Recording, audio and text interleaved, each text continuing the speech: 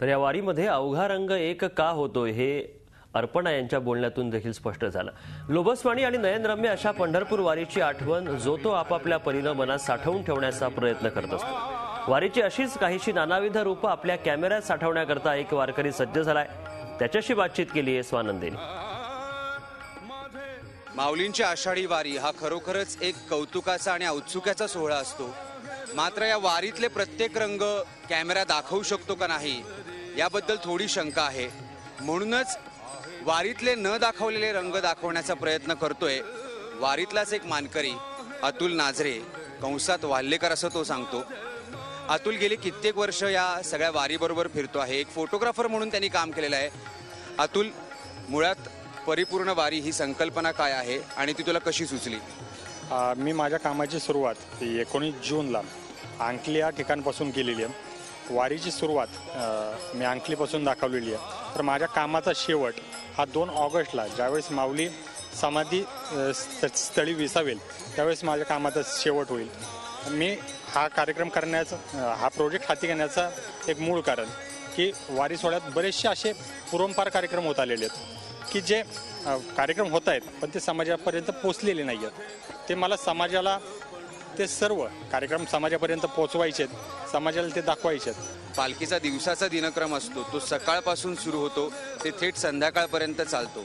तर त्यामुळे ह्या सगळ्यामध्ये तू कशा पद्धतीनं तुझं नियोजन स्वतः करतोस की जेणेकरून अशा कुठल्याही मुक्कामातला एकही महत्त्वाचा टप्पा तुझ्या हातून मिस होऊ नये? मी माझ्या कामाची सुरुवात 3 वाजता करतो पहाटे। तर माझ्या कामाचा शेवट हा रात्री 12-12:30च्या दरम्यान तो पूर्ण होतो। मी यावर्षी आत्तापर्यंत पायी वारी करत आलो। आत्ता प्रत्येक शॉट्स पायी वारी चालणं ते अशक्य होतं। त्यामुळं मी आत्ता ते बाईकवर आत्ता तरी माझा प्रवास चालू आहे आणि प्रत्येक पॉईंटला आत्तापर्यंत जे मी आखलेले पॉईंट्स ते आता सर्व पूर्णत्वास चाललेले आहेत।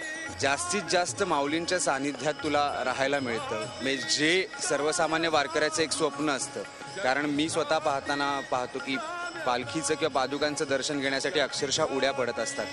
तर अर्थातच तू इतकी वर्ष वारी करतोस त्यामुळे ह्या सगळ्याचं काही तुला नाविन्य नाही, पण ह्या निमित्तानं तू पालखीच्या जवळ असतोस, पादुकांच्या जवळ असतोस, तर ती भावना कशी असते? ती भावना म्हणजे एक माऊलीचं तो मी एक आशीर्वाद मानतो की तो आशीर्वादामुळं माऊलीचा आशीर्वाद माझ्या घरच्यांचे पुण्य आहे, त्यामुळं माऊलीच्या मी इतक्या जवळ आहे आणि ते भाग्य मला जन्मोजन्मी मिळत जावं ही मी सदिच्छा व्यक्त करतो।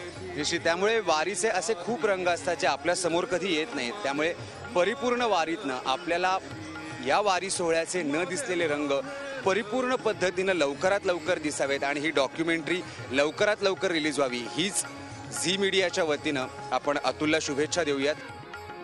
झी 24 तास, एक पाऊल पुढे।